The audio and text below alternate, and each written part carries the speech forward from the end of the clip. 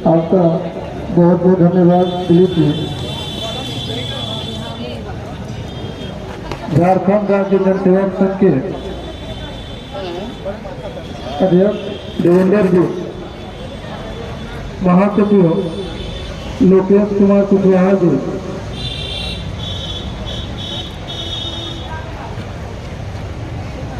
आज आपके बीच पहली बार हमें लगता है कि NMOPS ने प्रत्यक्ष रूप से किसी विभागीय संगठन के आंदोलन में भागीदारी किया है।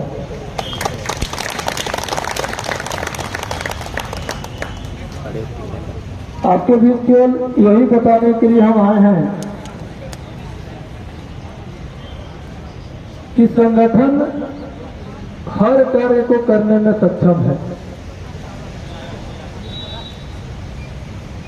किसी भी परिस्थिति में संगठन को मजबूत बनाए रखिए, तभी आप लड़ पाइएगा। आज से 1-1.5 साल पहले से आपका ये प्रक्रिया चल रहा है जो ग्रेड पे घटाने को लेकर के। ये अभी एक अजूबा है। हमें लगता है कि पहले कभी आपने नहीं देखा होगा कि 10 साल तक जो कर्मचारी कार्य कर चुके हैं उनका वेतन मांग घटा दिया गया। ताली बजाने वाली बात तो नहीं है, ये उनके ऊपर हंसने वाली बात है जो इतने बड़े बड़े कुर्सियों पर आसीन होते हैं, इंडियन एडमिनिस्ट्रेटिव सर्विस से आते हैं। उनके पास इतना भी दिमाग नहीं है कि उनके क्लर्कियल मिस्टेक का भुगतान एक सामान्य जनसेवक क्यों करेगा भाई। जो दोषी IAS अधिकारी हैं जिन्होंने अधियाचना पर हस्ताक्षर किया, उन पर क्या कार्रवाई हुई? अगर उन्होंने गलत विज्ञापन निकाल दिया, विज्ञापन तो कर्मचारी और सरकार के बीच का एक कॉन्ट्रैक्ट है। हमने देखा कि विज्ञापन में इतना ग्रेड पे है और थोड़ा नौकरी सिविल जॉब है, घर के नजदीक है, तो उसी ग्रेड पे को छोड़ करके हम भाग करके आ गए। विज्ञापन में हम देखेंगे अंदर उसके नियमावली पर बीच का अप्रूवल लिया गया है कि नहीं लिया गया है, कौन देखे? एक सामान्य जो कैंडिडेट आज भी आप देख रहे हैं, जितने भी लड़के फॉर्म भर रहे हैं, पहले वो जाकर के वित्त विभाग से पूछेंगे कि ये फॉर्म जो निकला है आपका अप्रूवल है कि नहीं है, कार्मिक से पूछेंगे, विधि से पूछेंगे, फिर कैबिनेट सेक्रेटरीट से पूछेंगे कि कैबिनेट अप्रूव किया है इसका ना, उसके बाद फॉर्म भरेंगे। तो समझते पड़े हैं एक IAS अधिकारी और इतने वरिष्ठ IAS अधिकारी जब सचिव बनते हैं तो नीचे से चढ़ के आते हैं, उनको यह भी नहीं समझ में आ रहा है। और एक तो प्रमोट होकर के जो IAS बने हैं डायरेक्टर महोदय, अधिकारियों को सीधा टिप्पणी करने से हम लोग बचते हैं, लेकिन सोचने वाली बात है, गलती करे कोई और भुगते कोई और। अरे जो गलती किया है उसको सजा दीजिए, उसका वेतन बंद कीजिए, उसका घर द्वार बेच करके वसूली कर लीजिए।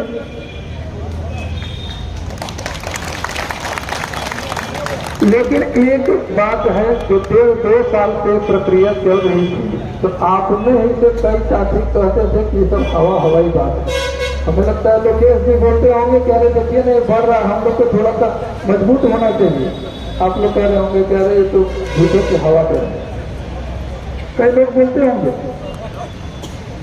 देखिए, अगर बड़े मसले का समाधान चाहिए तो संगठन को मजबूत करना है। इतिहास का सबसे बड़ा मसला था पुरानी पेंशन, समाधान निकला ना।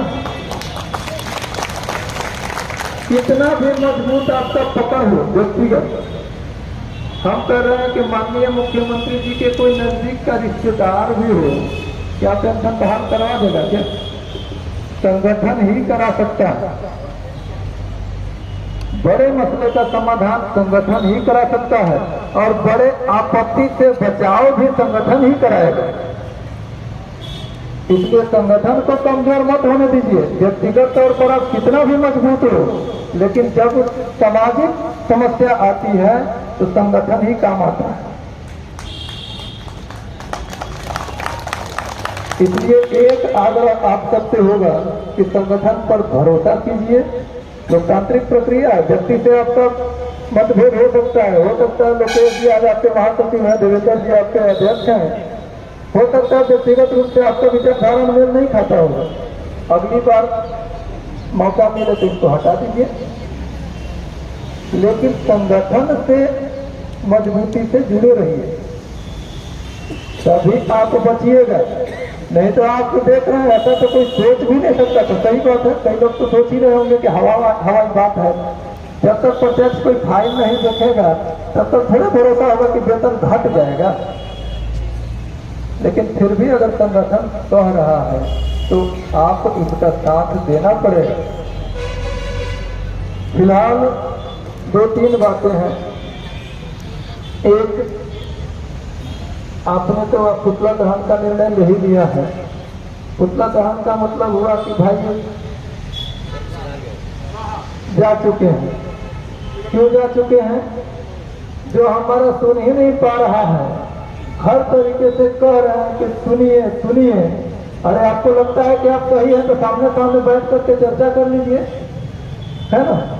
अगर माननीय सचिव महोदय को लगता है कि वही सही है तो उनको आंख में आंख मिला करके संगठन को बैठा करके चर्चा करनी चाहिए जी। सही है ना? सही है। चुपके से क्यों निकाल रहे हैं? चुपके से गलत काम किया जाता है। चोरी ना आदमी लुका के करता है। सही काम करना है तो डंके के जोर पर न कीजिएगा। अगर आपका वेतनमान घटाने का निर्णय सही है तो सामने बैठ के एक बार बात तो कीजिए, बताइए कि क्यों सही है। आप सीधे चुपके फाइल बढ़वाते हैं, कहते हैं नियमावली हमारा यह कहता है। विज्ञापन कौन भेजा था? विज्ञापन किसने भेजा था? अभियाचना किसने भेजा था? आप ही का कुर्सी भेजा था ना। आप ही के कुर्सी पर बैठा हुआ कोई व्यक्ति भेजा होगा। उसके लिए आप क्या किए? कुछ समझ में नहीं आ रहा। अपने संवाद को बचाने के लिए अपने से जो छोटे से छोटे कम वर्ग है, जो कम वेतनमान वाले हैं, उनको आप सोच रहे हैं कि दबोच लें। एक आईएएस दूसरे आईएएस को बचाने के लिए यह जो है लेटर उन्होंने निकाला।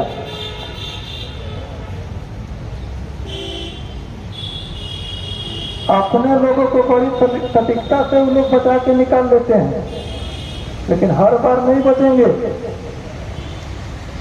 हमें लगता है कि कृषि का रीढ़ होता है जनसेवक, और कृषि देश का रीढ़ है, राज्य का रीढ़ है। तो रीढ़ पर प्रहार नहीं होनी चाहिए। कोई भी सरकार चाहे कितने भी कर्मचारी का समर्थक होगा, लेकिन अगर वह रीढ़ के ऊपर प्रहार करेगा तो हम उसका साथ नहीं देंगे।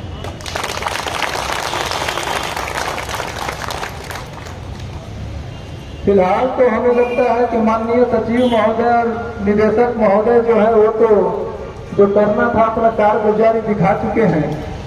अब जो किए हैं उसको बचाने में पूरी ताकत लगाएंगे, लेकिन फिर भी हम कहेंगे कि भगवान सद्बुद्धि दे। और वे सोचें कि गलती जो करता है सजा उसी को दी जाती है। उनको चाहिए था कि इस मसले को राज्य के मुखिया माननीय मुख्यमंत्री जी के पास रखते कि ये गलती हुई है, इसको एक नए एग्जीक्यूटिव ऑर्डर से सुधारा जाए। अगर वे विभाग के अभिभावक होते, अगर सही मायने में वो सोचते कि ये हमारे अपने परिवार के लोग हैं, इन्हीं के हाथ से हम अपना हाथ मजबूत करते हैं, तो सचिव हो या माननीय मंत्री जी पर तो कुछ बोलना ही नहीं है। वो कहते हैं कि हमको बुझाइए नहीं किया साइन करके। सोचने वाली बात है। देखिए अभी तक मान नहीं रहा कि हम किए।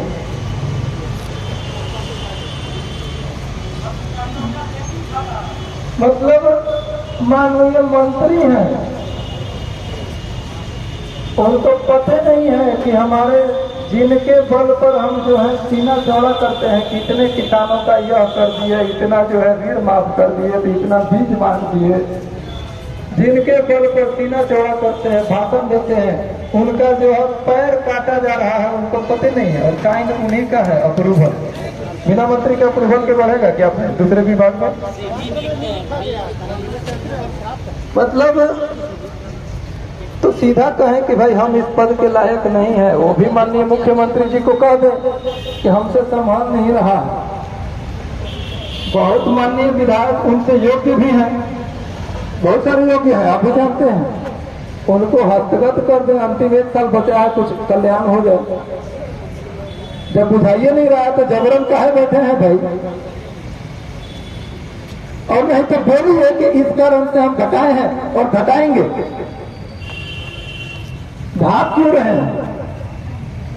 इसलिए माननीय तो मंत्री जी या सचिव जी अगर सही में अभिभावक होते, हम अपने घर के अगर अभिभावक हैं और हमारे जो बच्चों के साथ, हमारे परिवार के सदस्यों के साथ अगर कुछ गलत होने जा रहा है, 10 साल के बाद फिर वापस फिर 10 साल पीछे, तो हम क्या करेंगे? हम उसका समाधान निकालेंगे। समाधान यही होता कि वो स्पष्टता जाकर के माननीय मुख्यमंत्री जी से कहते कि ऐसा हुआ था, एक नया एग्जीक्यूटिव ऑर्डर निकले या जरूरत पड़े तो कैबिनेट कराइए, लेकिन इनके वेतनमान को बचाइए। आगे आपको घटाना है, उससे आपको कोई दिक्कत है? जो आएगा विज्ञापन देख करके आएगा कि भाई इसमें 2000 ग्रेड पे है तो हम 2000 में आ रहे हैं। जो 2400 ग्रेड पे होगा 2000 में कहलाएगा। विज्ञापन पर नहीं देख लेगा, हम ज्यादा में है भाई, कम में नहीं जाएंगे। लेकिन जिस विज्ञापन पर यहाँ के जो जनसेवक योगदान दिए हैं उनका नहीं घटना चाहिए, यह सुनिश्चित करना सचिव का ही दायित्व था।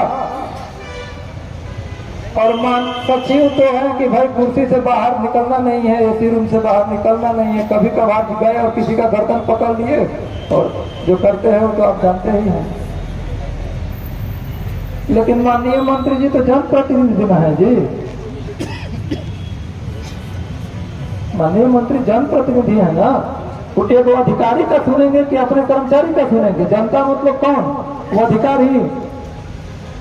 उनको तो इस पर संवेदनशीलता दिखानी चाहिए। यह जो निर्णय है यह माननीय मंत्री जी के लिए भी बहुत नुकसानदेह होगा। यह कोई धमकी नहीं है, हम लोग तो अगले से कर्मचारी हैं, मंत्री जी ऊंचे पद पर है, क्या धमकी देंगे? लेकिन देखिए यह वास्तविकता है। किसी के थाली से भोजन छीनिएगा तो उसका जितना भी ताकत होगा वो तो लगाइए ना करेगा। छोटा सा जानवर है तो उसको आप देखिए, वो भी आपसे अपने ताकत के अनुसार संघर्ष करके करेगा। और जब सेवक वर्ग इतने कमजोर भी तो नहीं ना है, इसलिए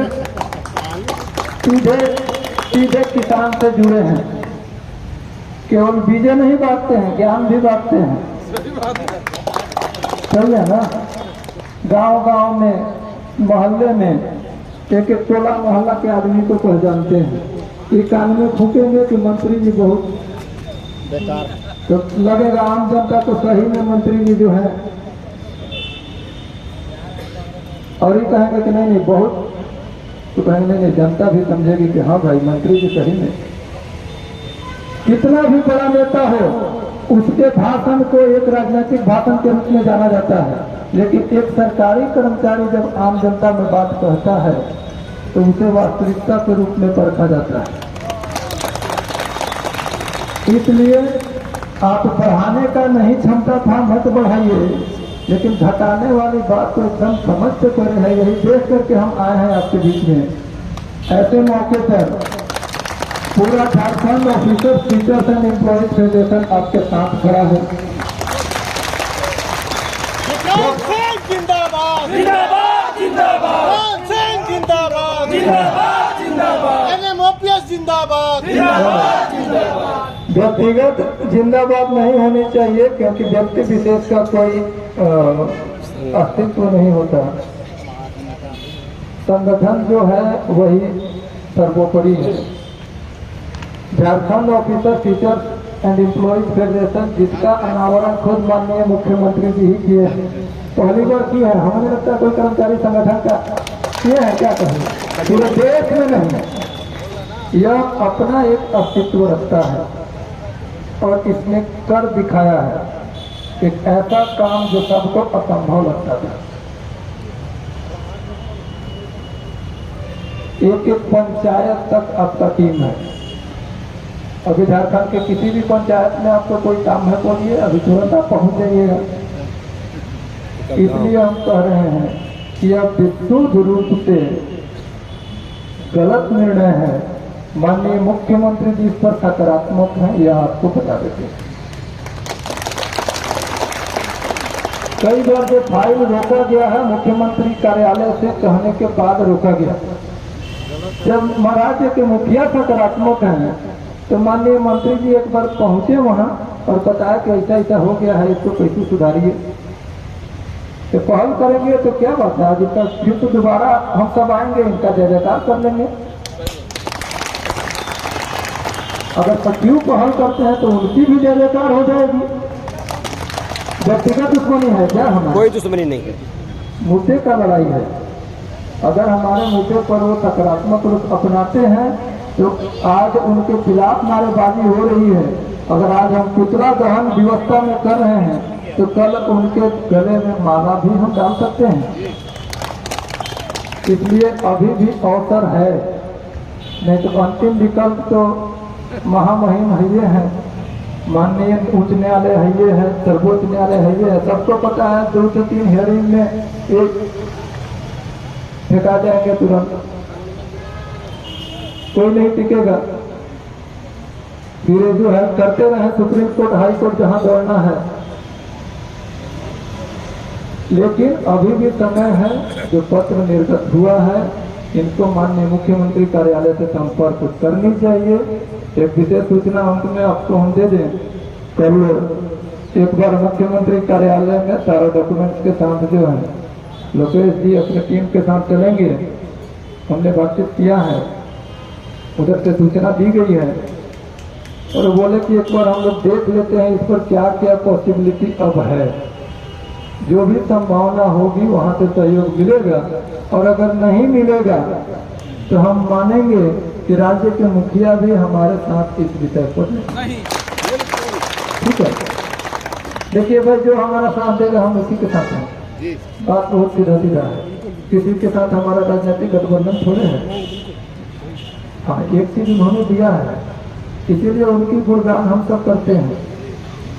बुढ़ापे को सहारा दिया है, लेकिन जवानी में बताइए भूखे रखेंगे तो बुढ़ापे तक रहेंगे तब न जी।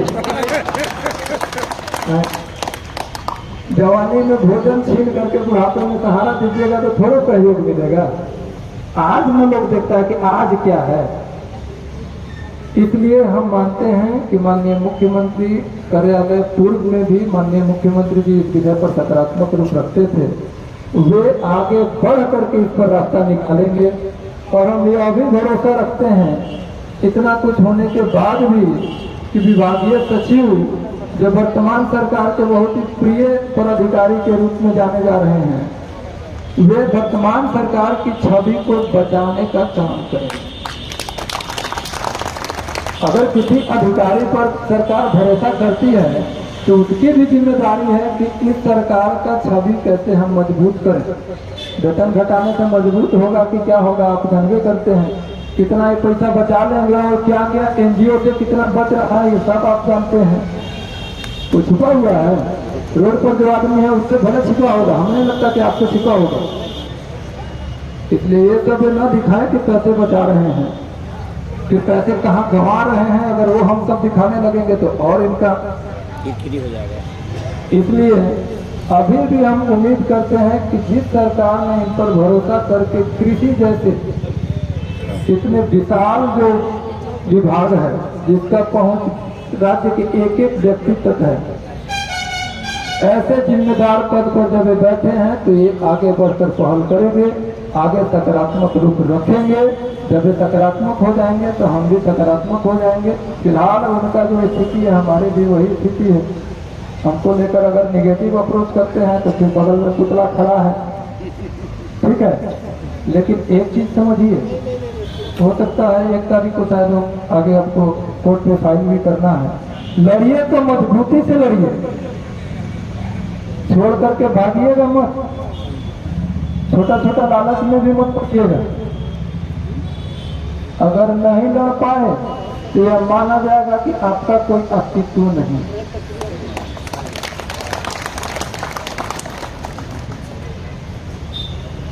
आप हैं न जी इस धरती पर, आपका कोई एग्जिस्टेंस तो है ना।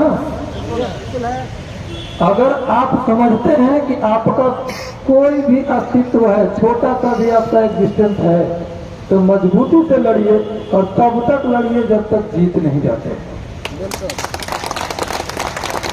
बस इन्हीं बातों के साथ आज तो भाषण वाला कोई विषय था ही नहीं। आज तो बड़ा दुखद स्थिति है, जैसे ही चिट्ठी भेजे हम लोग के अंततः जो है वो हो ही गया जो होना था।